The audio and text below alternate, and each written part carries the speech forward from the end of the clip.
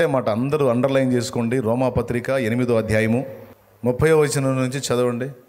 ఇట్లుండగా ఏమందుము అన్న కాడి నుంచి మొదలు పెట్టండి. అది ఎన్నో వచనము? ఇట్లుండగా ఏమందుము, దేవుడు మన పక్షమునుండగా మనకు విరోధి ఎవడు? తన సొంత కుమారుని అనుగ్రహించుటకు వెనుక తీయక మనందరి కొరకు ఆయనను అప్పగించిన వాడు ఆయనతో పాటు సమస్తమును మనకు ఎందుకు అనుగ్రహింపడు? ఇది అక్కడ ప్రశ్న వేశాడు. సమస్తము అన్నదానిలో కేవలం ఆత్మ సంబంధమైన విషయాలేనా, శరీరానికి సంబంధించిన విషయాలు కూడా ఉన్నాయా?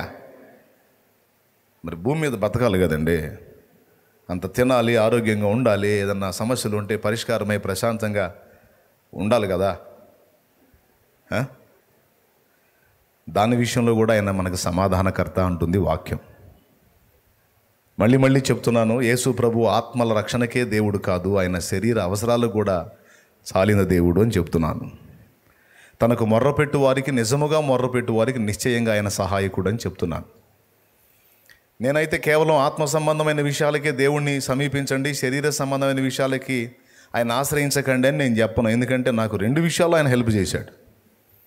ఎందుకంటే ఆయన సృష్టికర్త. అర్థమైందా? కాబట్టి కొంతమంది ఏం చేస్తారంటే అచ్చంగా శరీర అవసరాలు తీర్చుకోవడానికే యేసు ప్రభు దగ్గరికి వస్తారు. అది తప్పే. నీ జీవితంలో అద్భుతాలు, ఆశ్చర్యాలు, సూచక్రియలు, మహత్కార్యాలు ఒకవేళ యేసయ్య చేస్తే ఏం ఆశించి చేస్తాడో దేవుని వాక్యం క్లియర్గా చెప్తుంది. మత్తయి సువార్త కానీ, లూకా సువార్త కానీ, మీరు 11వ అధ్యాయం తీసుకుంటే ఒక అద్భుతం లేక గొప్ప కార్యాలు మన జీవితంలో ఎందుకు చేస్తాడో కూడా రాస్తుంది. చూడండి ఒకసారి. తర్వాత మనం ప్రార్థన చేద్దాం. బైబిల్ ఉంటే బైబిల్ తీసి మత్తయి సువార్త 11:20వ వచనం నుంచి చూడండి. పిమ్మట ఏ పట్టణములలో ఆయన విస్తారమైన అద్భుతములు చేసెను, ఆ పట్టణముల వారు మారు మనస్సు పొందకపోవుట వలన ఆయన వారిని ఇట్లు గద్దింపసాగెను. దేవునికి మహిమ కలుగునుగాక. అద్భుతములు ఎందుకు అనే టైటిల్ పెట్టుకొని చెప్తా. టపా టపా టపా ఒక అంశం చెప్పేస్తాను. మీరు దేవుని చిత్తం అయితే గుర్తు రాసుకొని తర్వాత అందరం కలిసి ప్రార్థన చేసుకుందాం. అసలు అద్భుతాలు దేవుడు ఎందుకు చేస్తాడు? అద్భుతాలు అంటే రెగ్యులర్గా జరిగాయా, ప్రత్యేకంగా కొన్ని సందర్భాల్లో జరిగాయా? చిటికేస్తే అద్భుతం జరిగే పని అయితే అది అద్భుతం కాదు. చిటికేస్తే అద్భుతం జరిగితే అది అద్భుతం కాదు. అద్భుతం అంటేనే రేరుగా జరిగేది, ప్రత్యేకంగా జరిగేది, కొన్ని సందర్భాల్లో జరిగేది. ఎంతమందికి అర్థమైంది?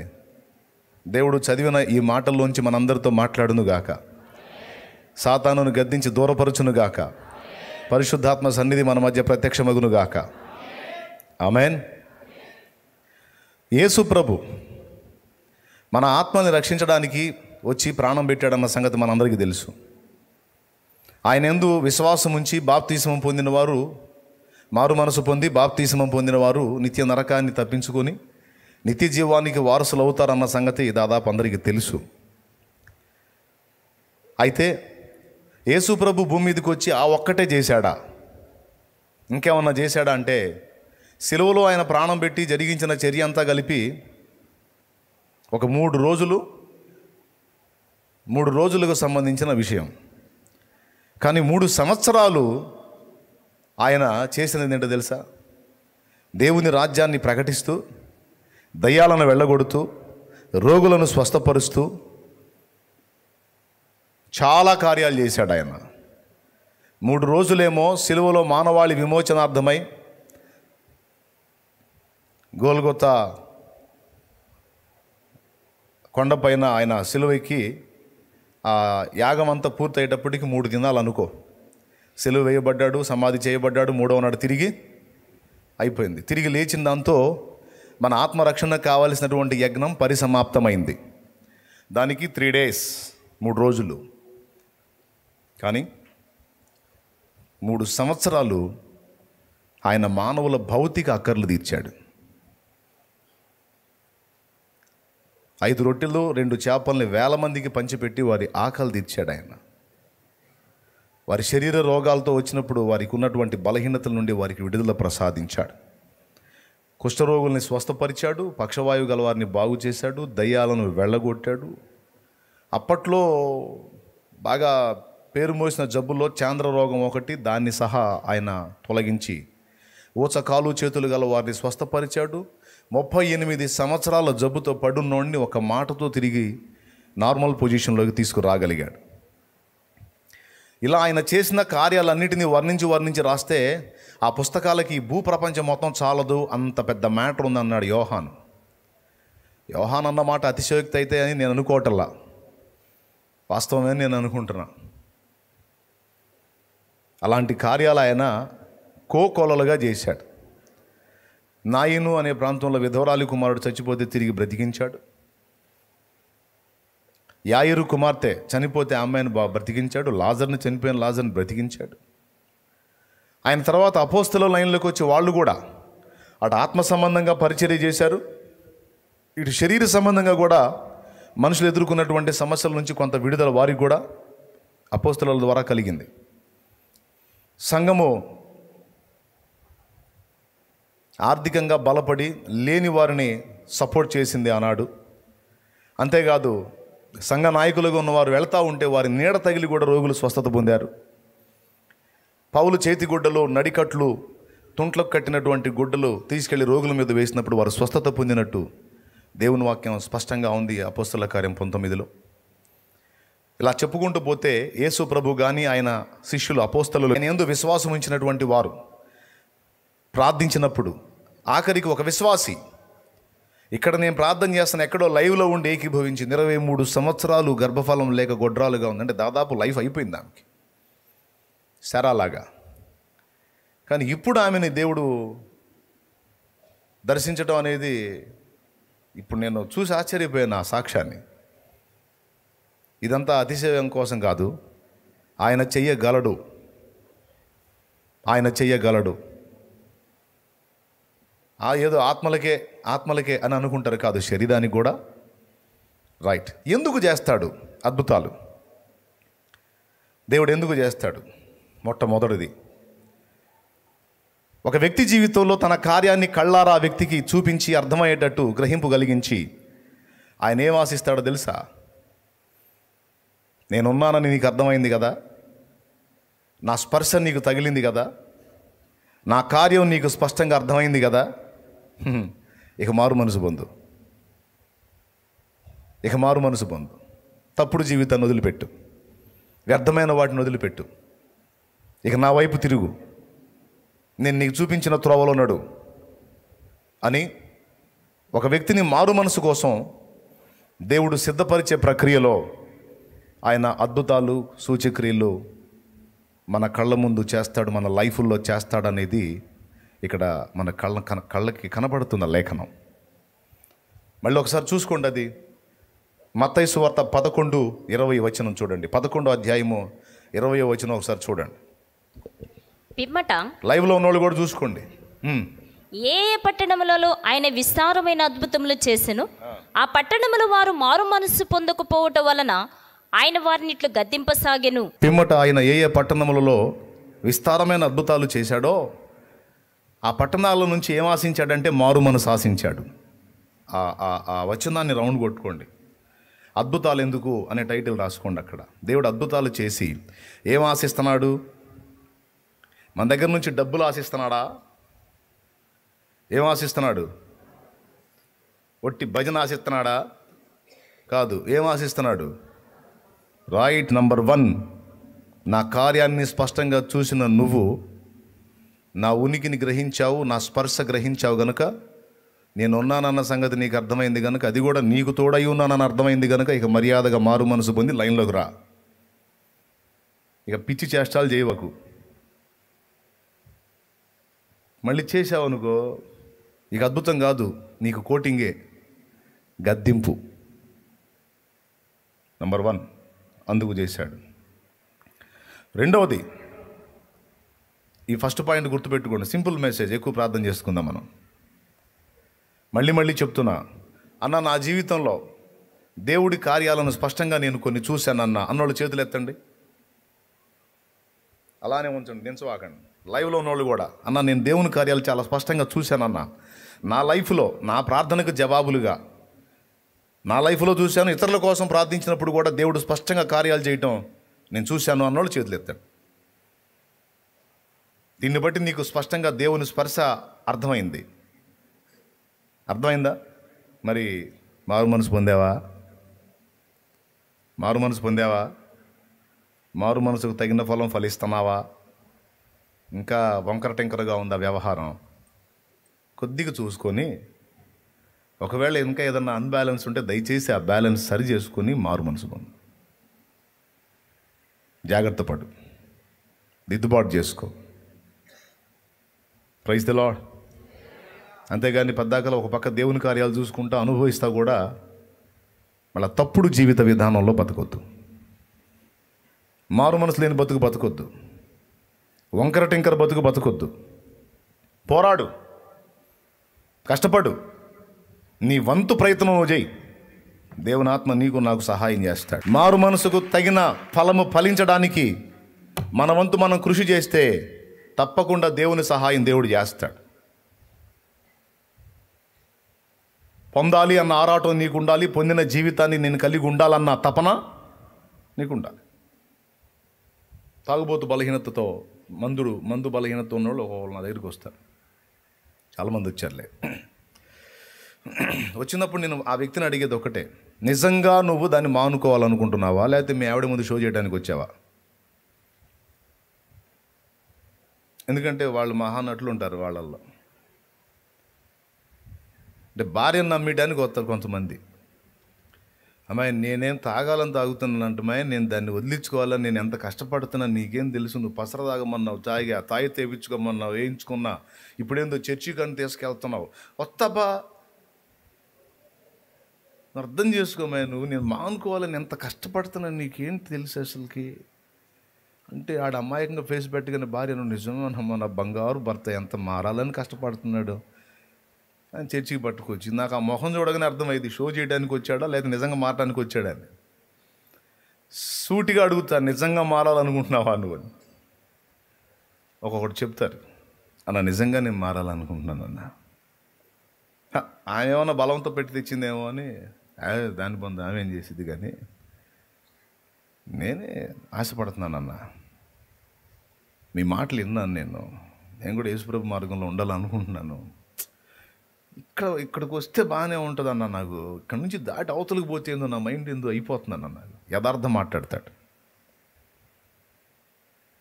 ఏముంది, ఇక్కడ నుంచి అవతలకి వెళ్ళిపోతే ఇక దెయ్యాలు అటాక్ చేస్తాయి కదా, చలో చలో చలో చలో పద పద పద అని రేపుతూ ఉంటాయి. అట్లయితే ఓపెన్ చేయి. అట్లయితే నీ ఆలోచన నిజమే, నువ్వు నిజంగా మారాలనుకుంటున్నావు. అయితే నేను ఒక పని చెప్తా, చెయ్యి. ఏంటంటే ఒక 3 రోజులు నువ్వు ఇటు వెళ్ళవాకు, ఇక్కడే ఉండు. ఓపిక ఉంటే ఉపవాసం ఉండు.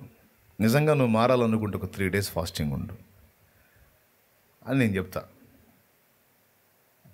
యథార్థంగా మారాలనుకున్నాడు నిజంగా అట్నే ఉంటాడు. ఆ 3 రోజులు ఉపవాస ప్రార్థన తర్వాత అతను కూర్చోబెట్టి మాట్లాడా చాలామందితో. ఒక గంట కూడా నేను ఆగలేకపోతున్నాను అన్న బలహీనుణ్ణి అని నువ్వు అన్నావు. నీ జేబులో డబ్బులు ఉన్నాయి, నువ్వు వెళ్ళి తింటే నీ ఇంట్లో అన్నం ఉంది, హోటల్లో అన్నం ఉంది, ఇక్కడ మందిరంలో కూడా రెగ్యులర్గా 3 పూట్ల అన్నం ఉంది. కానీ నీ కడుపు ఆకలితో అలమటిస్తున్నా, నీ దేహం ఆకలి అని మొర్రపెట్టిన 3 రోజులు లెక్క చేయకుండా నిలువున శరీరాన్ని అలా నియంత్రించి ఉంచగలిగిన దమ్ము నీకుందే. చూసావా నీలో ఎంత నిగ్రహ శక్తి ఉందో, నీకు దేవుడు ఎంత సపోర్ట్ చేశాడో చూసావా?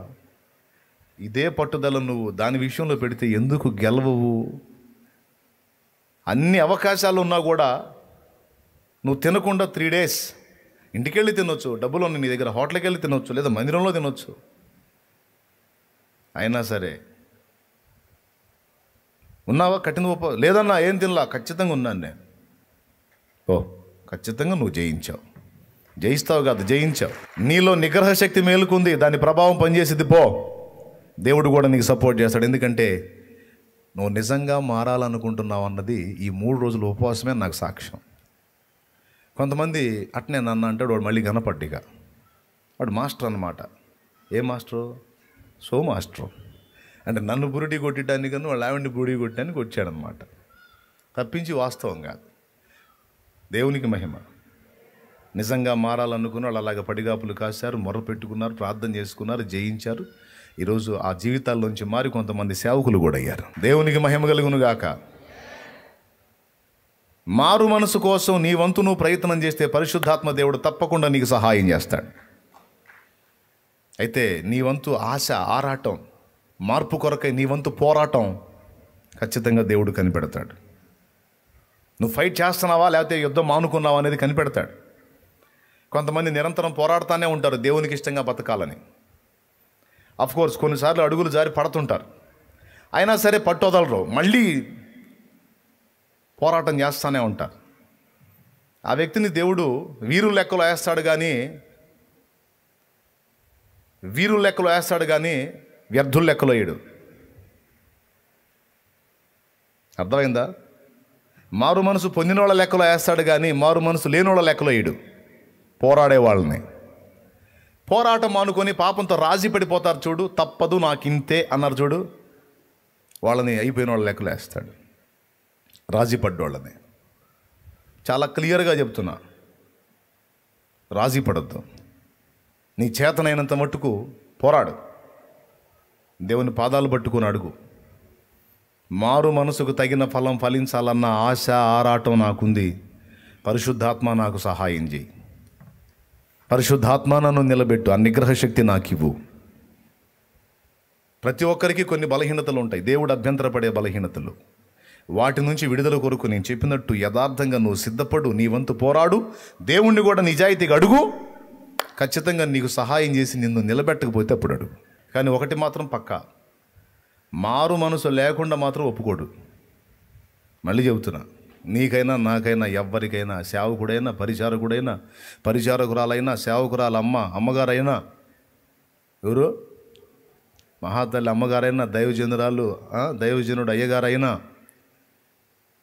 పరిచారకురాలైనా, పరిచారకుడైనా, విశ్వాసైనా, బాప్తిస్మం పొందిన వారందరూ మారు మనసుకు తగిన ఫలం ఫలించాలనేది దైవాజ్ఞ. ఓకే, దేవుడు ఫస్ట్ ఆశించేది అది. రెండవది, ఆయన అద్భుతాలు ఎందుకు చేశాడు? రెండవ కారణం, మార్కు సువార్త చివరి అధ్యాయము చివరి వచనం. చివరి అధ్యాయం అంటే 16వ అధ్యాయము చివరి వచనం చూడండి. వారు బయలుదేరి వాక్యమంతట ప్రకటించిరి. ప్రభు వారికి సహకారుడయుండి వెనువెంట జరుగుచూ వచ్చిన సూచక్రియల వలన వాక్యమును స్థిరపరచుబడుచుండెను. వాక్యము స్థిరపరచుచుండెను. ఓకేనా? రైట్. అద్భుతాలు ఎందుకు చేస్తున్నాడు అంటే రెండవది, వాక్యాన్ని స్థిరపరచడానికి చేస్తున్నాడు. కొంతమంది దేవుని మాటలు వింటారు. ఇప్పుడు నా సమీప బంధువు ఒక ఆయనకి నేను ఒకరోజు సువార్త చెప్పాను, దేవుని వాక్యాన్ని ఆయనకి అందించాను. దాదాపు 2 గంటల టైం. వాక్యం అయితే విన్నాడు కానీ ఆ వాక్యం అతని అంతరంగంలో స్థిరపడలా. మళ్ళా పోతా తను నమ్మిన మార్గానికి సాష్టాంగ పడిపోయాడు. అంటే నేను అతనికి వాక్యం ప్రకటించాను, యేసుక్రీస్తుని గురించిన సువార్త సత్యం, దేవుని వాక్యం అతనికి ప్రకటించాను, కానీ అది అతనిలో స్థిరపడలా. అదే మనిషికి ఒక సమస్య వచ్చింది, ఆ సమస్య చేత చాలా ఇబ్బంది పడ్డాడు. వైద్యం కూడా చేయించుకున్నాడు కానీ రిజల్ట్ లేదు. అనుకోని రీతిలో నాకు విషయం తెలిసి ఆ రోజు నాకు అవకాశం దొరికింది. సమీపంలోనే గృహం, సమీప బంధువుడు, వెళ్ళి ప్రార్థన చేశాను. ప్రార్థన ఆలకించి వెంటనే నేను అక్కడి నుంచి ఇంటికి పూర్తిగా రాకమునిపై అతనికి స్వస్థత కార్యం జరిగింది. దేవునికి మహిమ, ఆయన చేశాడు కార్యం. నేను ఇంటికి కూడా రాలా. అయితే ఒక్క మాట ప్రార్థన చేసి, కొంచెం యేసుప్రభు గురించి ఆలోచించు బాబాయ్ అని వచ్చా. గతంలో నీకు చెప్పాను, ఏది సత్యమో ఏది అసత్యమో గుర్తుందా? ఒకసారి యేసుప్రభుని మనసారా స్వాగతించు బాబాయ్, దేవుడు తప్పకుండా నీ కార్యం చేస్తాడు, నేను ప్రార్థన చేస్తానని. ఇంతే నేను చెప్పింది. ప్రార్థన చేసి ఇంటికి కూడా రాలా, నేను పూర్తిగా ఇంటికి చేరలా. ఇంటికి వచ్చేసరికి ఫోన్ వచ్చేసింది. దాదాపు చాలాసేపటి నుంచి ఆ సమస్యతో ఆయన అల్లాడిపోతూ ఉన్నాడు. ప్రార్థన చేసి వచ్చిన తర్వాత ఇదిగో ఆయనకి స్వస్థత జరిగింది. మీకు తెలుసా, ఇప్పుడు ఆయన దేవుని వాక్యంలో స్థిరపడ్డాడు, మారు మనసు పొందాడు, బాప్తిస్మం పొందాడు, ఇప్పుడు దేవుని బిడ్డగా కొనసాగుతున్నాడు ఆయన.